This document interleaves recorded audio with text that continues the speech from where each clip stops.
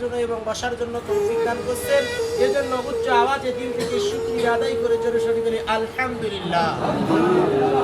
আমরা আসতে পেরে বসতে পেরে খুশি না বাজার?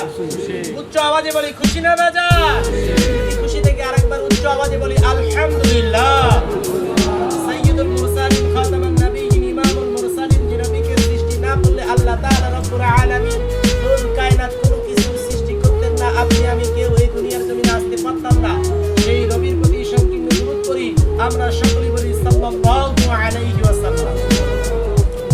হাদিস শরীফের নবী পাক সাল্লাল্লাহু আলাইহি ওয়াসাল্লাম বলেছেন, পবিত্র জুমার দিন এমন একটা দিন যে ব্যক্তি আযান শোনার সঙ্গে সঙ্গে উযু গোসল করে উত্তম রূপে উযু গোসল করে ইহরামের অর্থাৎ উত্তম পোশাক পরে মসজিদের দিকে যেন রওনা দিল, সে যেন মসজিদে আসলো না, সে যেন ইহরাম বাঁধে হজের দিকে রওনা দিল। কি বলছে?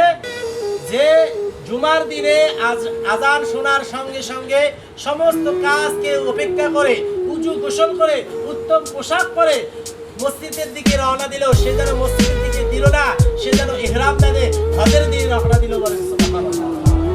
এবং হাদিসের মধ্যে আছে আল্লাহ তাআলা রব্বুল আলামিন কোরআনের মধ্যে বলেছেন, ফাযকুরুনি আযকুরুকুম ওয়াশকুরুলি ওয়ালা তাকফুরু। এটা কোরআনের আয়াত, কোরআনের আয়াত। হাদিসের মধ্যে আছে এবং হুজুর পাক সাল্লাল্লাহু আলাইহি ওয়াসাল্লাম থেকে এই আয়াতটা এইভাবে মানে প্রচারিত হয়ে আছে যে হুজুর পাক সাল্লাল্লাহু আলাইহি ওয়াসাল্লামের যে আল্লাহ পাক রব্বুল আলামিন জানায় দিলেন, হে পৃথিবীর মানুষ, তোমরা যদি আমার দিকে এক হাত অগ্রসর হও, আমি তোমাদের দিকে দুই হাত অগ্রসর হব। বলেন এই আয়াতের পরিপ্রেক্ষিতে বলা হয়েছে যে বান্দা বান্দি যখন আল্লাহর দিকে এক হাত অগ্রসর হয়, আল্লাহ তাআলা রব্বুল আলামিন ওই বান্দার দিকে দুই হাত অগ্রসর হয়ে যায়। বলেন সুবহানাল্লাহ। আমরা যে উযু গোসল করে মসজিদের দিকে এসেছি, হাদিসের মধ্যে পাওয়া যায় যে বান্দা যখন এই মসজিদের দিকে মানে উযু গোসল করে বাড়ি থেকে বাইরে হয়ে যখন প্রথম পাটা ফেলে, আল্লাহ তাআলা রব্বুল আলামিন বলেন যে বান্দা যতক্ষণ পর্যন্ত মসজিদে আসে নাই ততক্ষণ পর্যন্ত প্রত্যেকটা কদমে কদমে একটি করে গুনাহ মাফ হয়ে যায়, একটি করে সওয়াব, একটি করে নেকি ওই বান্দার আমলনামায় দেওয়া হয়। বলেন সুবহানাল্লাহ। কি বলা হয়েছে? যে বান্দা যখনই মসজিদের দিকে রওনা হয় তখনই আল্লাহ তাআলা রব্বুল আলামিন ফেরেশতাকে বলে দেয়, হে ফেরেশতা, আমার বান্দার পায়ের নিচে তোমরা নূরের পর বিছিয়ে দাও। বলেন সুবহানাল্লাহ। এটা করছেন? তাহলে আপনি আমি মসজিদে না আসিয়া অনেক সময় দেখা যায় যে আজকে জুমার দিন থেকে মসজিদে আছি, দেখা যায় বাকি অল টাইম অর্থাৎ পাঁচ ওয়াক্ত যখন নামাজ হয়, আযান হয়, মুয়াজ্জিন বলতেছে হাইয়া আলাস সালাহ হাইয়া আলাল ফালাহ, তখন আমরা বাড়িতে উঁচু করে বাড়িতে নামাজ পড়ি। আচ্ছা, বাড়িতে নামাজ পড়া আর মসজিদে নামাজ পড়া একই কি হয়? কথা বলেন, একে হয়? কোনোদিন একে হয় না।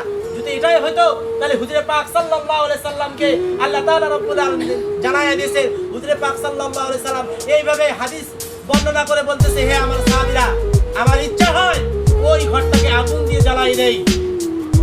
কি হয়?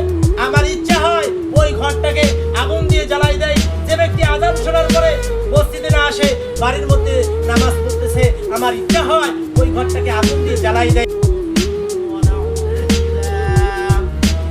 ونعوذ بالله من شرور أنفسنا ومن سيئات أعمالنا، من يهدي الله فلا مضل له ومن يضلل فلا هادي له، ونشهد أن لا إله إلا الله لا شريك له، ونشهد أن سيدنا ومولانا محمدًا عبده ورسوله، أرسله بالحق بشيرا ونذيرا وداعيا إلى الله بإذنه وسراجا منيرا. فقد قال الله تعالى في كلامه المجيد وفرقانه الحميد، أعوذ بالله من الشيطان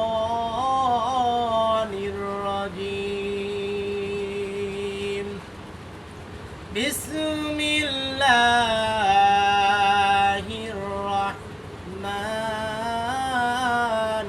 الرحيم. إن الله وملائكته يصلون على النبي يا أيها الذين آمنوا صلوا عليه وسلموا تسليما. محبة برنا اللهم صل على سيدنا محمد وعلى آل سيدنا مولانا محمد. اللهم صل على سيدنا مرسلين الصلاة والسلام الصلاة والسلام